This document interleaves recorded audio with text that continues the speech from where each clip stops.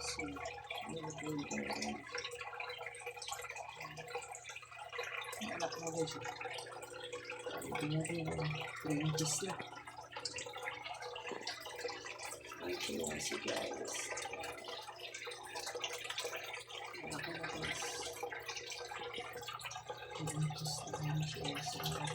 Mga bago natin napanak eh. So, dito guys.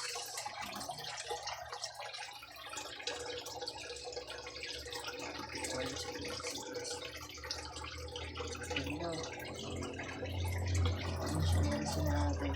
So, ako siya dito sa 5 inches.